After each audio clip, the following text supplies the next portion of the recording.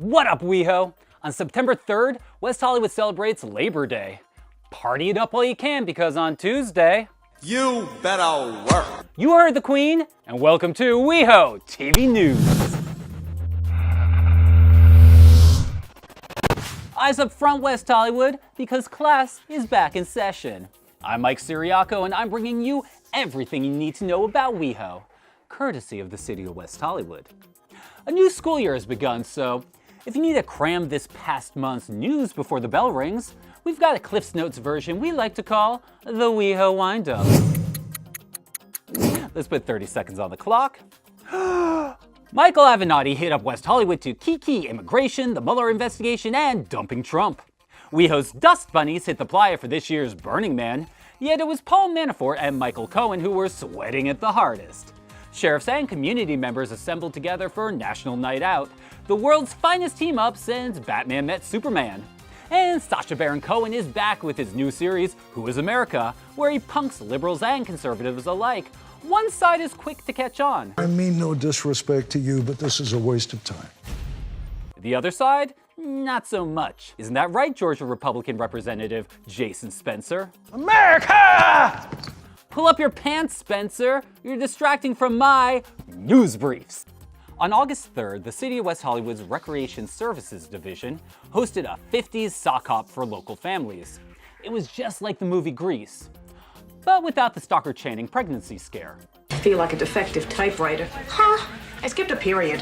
The City of West Hollywood's Arts Division and Lambda Literary hosted a WeHo Reads event on August 8th, which featured readers from the 2018 Lambda Lit Writers Retreat for Emerging LGBTQ Voices. The retreat partnered aspiring authors with queer mentors to help develop their craft. Personally, I'm just impressed anytime a young American writes for more than 280 characters. Actually, that's pretty funny. Let me tweet that real quick. Just kidding. I'm not young.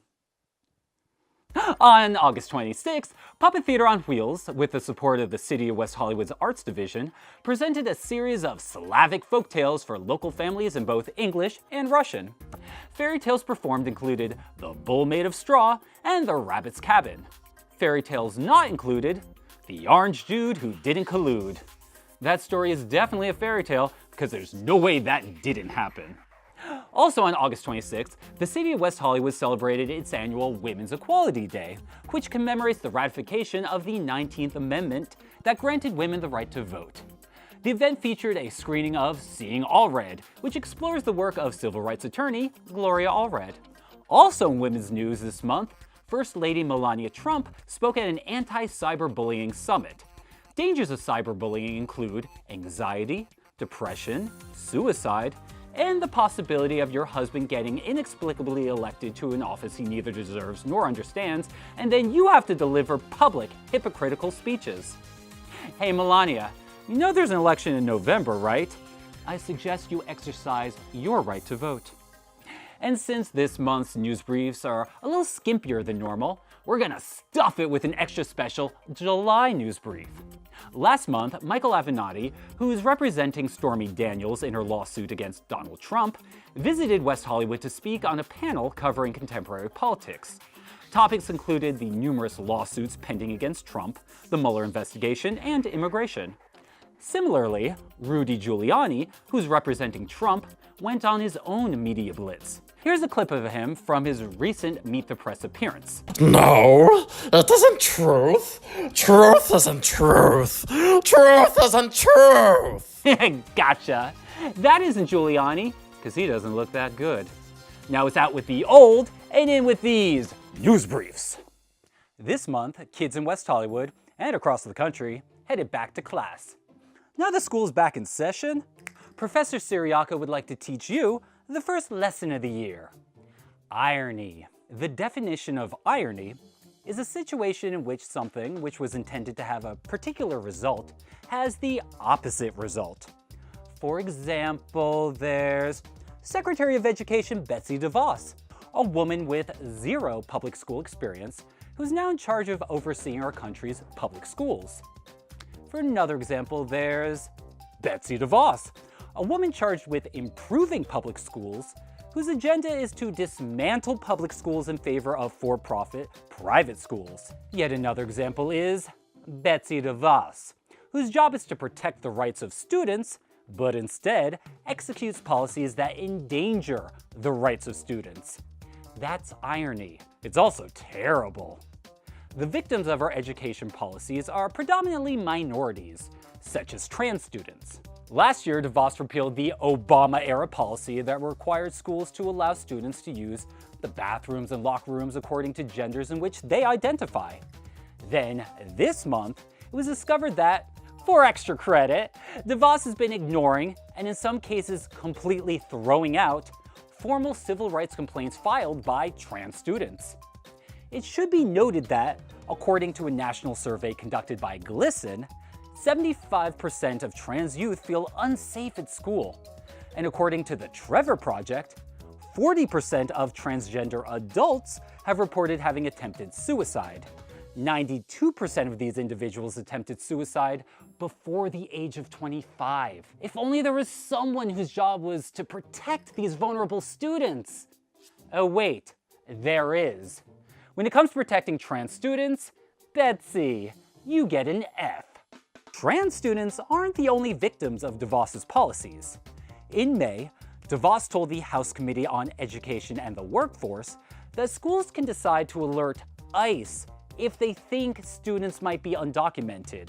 This is a glaring violation of Plyer versus Doe, where the Supreme Court ruled that the right to a free public education extends to all young people, regardless of immigration status. According to the Pew Research Center, in 2014, approximately 3.9 million school children had undocumented parents, and about 725,000 of those children were undocumented themselves. In the past, immigration authorities have arrested parents whose only crime is dropping their kids off at school, which leads some families to choose between giving their children an education or risk getting deported. Hey Betsy, when it comes to protecting the rights of undocumented students, you get an F. But at least we can rely on our Secretary of Education to protect the most vulnerable students, those with special needs, right? Nope. Back in February, DeVos proposed a 2-year delay on executing another Obama-era rule aimed at addressing the disproportionate identification of students of color in special education. According to the Office of Special Education and Rehabilitative Services, African American students are more than twice as likely as other students to be identified as having emotional disabilities. Whether the identification is accurate or not, which can lead to stigmatization and exclusion from general education. Similarly, Native American students are identified as having learning disabilities at twice the rate of other students. Conversely, some students of color might actually be under-identified for special education services and may not receive the resources they so desperately need. DeVos's indifference toward this important policy echoes last year's confirmation hearing. When asked if she would enforce the Individuals with Disabilities Act, her response was, I think that is a matter that's best left to the states. If you haven't taken Old Rich Lady Speak 101, let me translate for you. That's not my job. Actually, Betsy, that's exactly your job. The reason you aren't executing these student protection policies is A, you are too inept to do your job, B, you don't care about minority students, or C, all of the above.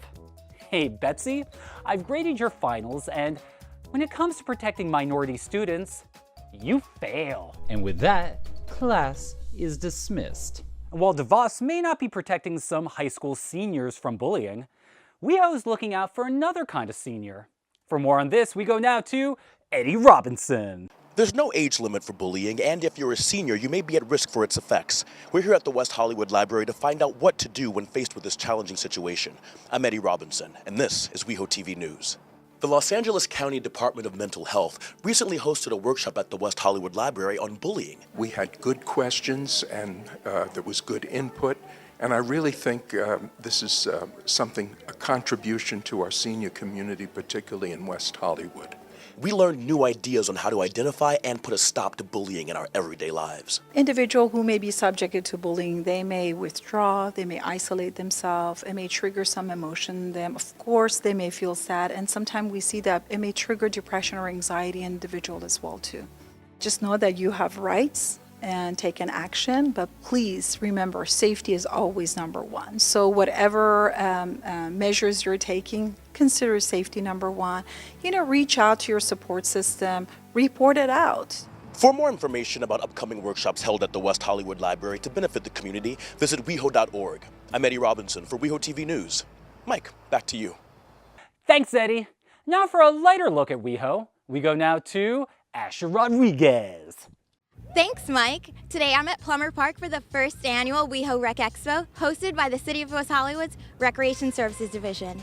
Fiesta Hall has been transformed into a giant playground with booths and demonstrations highlighting all of the family-friendly programs offered by Recreation Services. I'm Asher Rodriguez, and this is WeHo TV News. Throughout the year, the City of West Hollywood's Recreation Services Division offers a wide array of classes, sport and aquatic programs, and for the Wonderless WeHoans, excursions. And the cool thing is that every part in life that you are, we offer something for that age group. So everything, let's see, baby boogie, baby sign, we have tiny tots programs, and then we have stuff for the youth. We have a futsal league, we have other youth sports activities and events, and then we have something for adults. We have a ballroom dance class, we have a computer class, and then we have things for seniors too, like Be Well WeHo. So there is a variety of classes that people can take here at Plummer Park and West Hollywood Park. I believe in really teaching the fundamentals of basketball, especially at an early age, so the kids have a greater chance of continue to play basketball if they learn the right way from the beginning. So, whether you're interested in Parent and Me, yoga, or trying to channel your inner LeBron, Recreation Services offers something for everyone.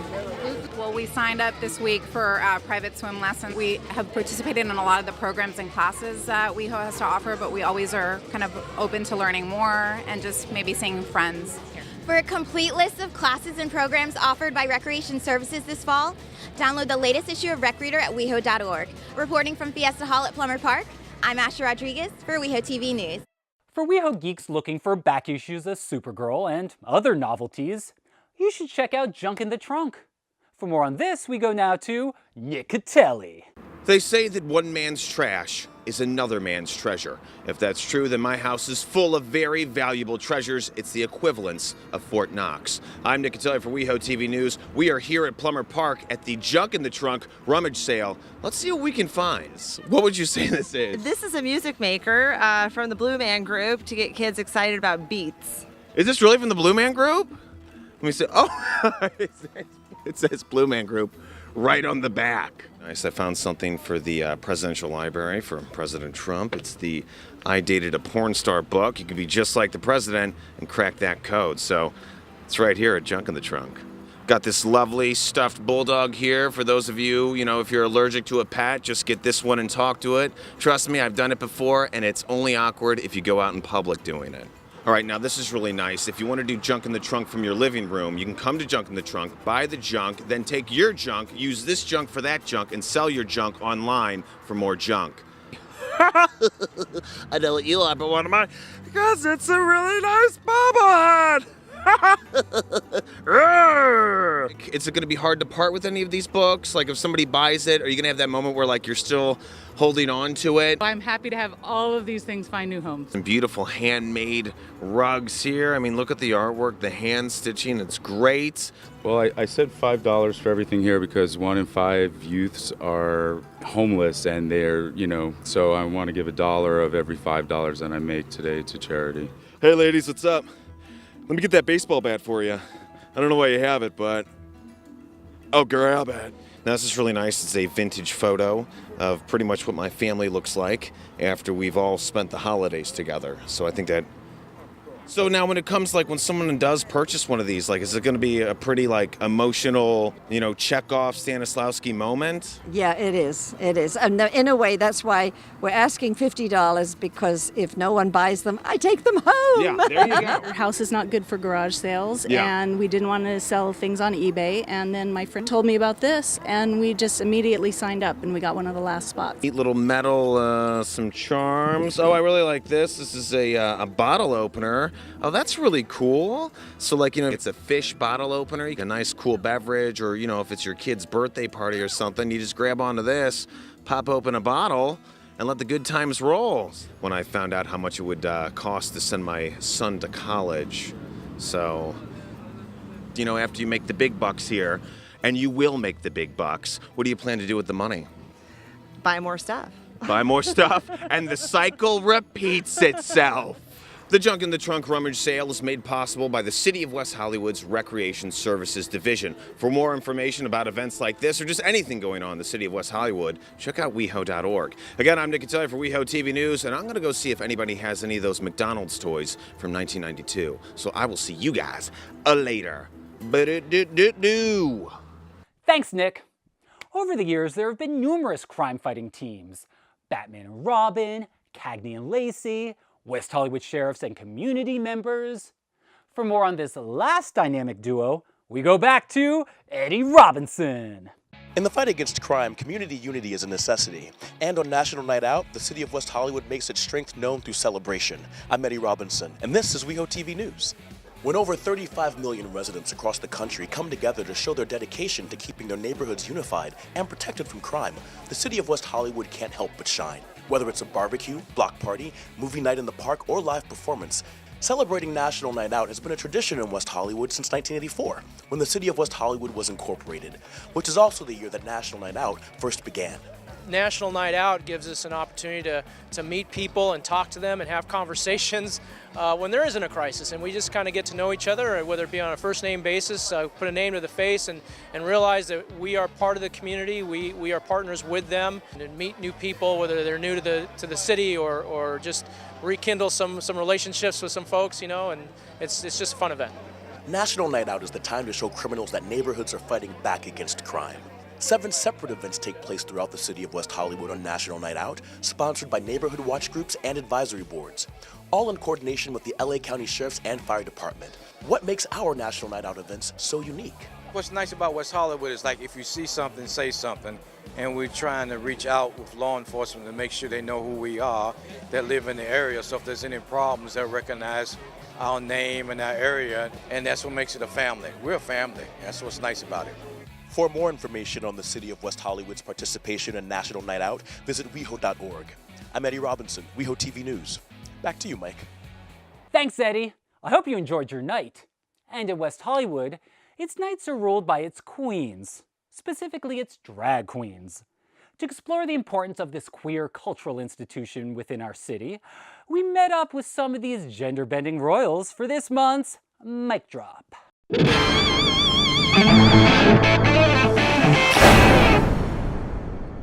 What up, WeHo? For decades, drag culture has been ingrained in West Hollywood culture. Drag queens star in our shows, host our events, and even read to our kids. So we met up with some local queens to dish on the symbiotic relationship between drag and WeHo. Our first interviewee was WeHo nightlife darling Rhea Littré, host of parties such as the Abbey's Ash Wednesdays and the star of popular viral music videos like Let's Have a KK. For Rhea, WeHo's provided a nurturing environment to cultivate her drag career. This city has enabled me to create new parties, create new things, create new outlooks for people, and create new homes for people. When I first started doing drag in West Hollywood about 10 years ago, there wasn't a huge drag presence here. They had Dream Girls at Rage, they had the show at Mickey's, but drag wasn't really seen at the parties. It was more of a gay boys' town. So I'd like to say that I kind of helped, boys get used to seeing a queen at the bar and loving it. This notion of WeHo's pro-drag culture was echoed by Frito-Lay, 1/3 of the Latina drag trio, Chico's Angels. You do drag in a welcoming society like this, and they accept you and love you, it builds your confidence. Other times you perform in places where people give you that la mirada like this. It's like, oh, come on, it's 2012. You never seen anyone in a dress, a man, come on. For some, this feeling of support extends beyond just performing. For Jason Dupuy, aka Salinas Astides, a drag novice who overcame a crystal meth addiction, Drag provided a sense of purpose. Do you feel like drag was helpful in any way for your recovery? Well, I didn't start doing drag until, that queen I was helping had met in the program. So that gave me something to do and to be creative and to stay away from the temptation of wanting to drink or use anymore. Yeah. For me, what drag does, it gives me permission to tap into this inner confidence that I have and this inner power that I have that I didn't realize existed. Fostering a positive sense of self has long been a characteristic of drag culture, tracing back to the ball scene of the 1980s.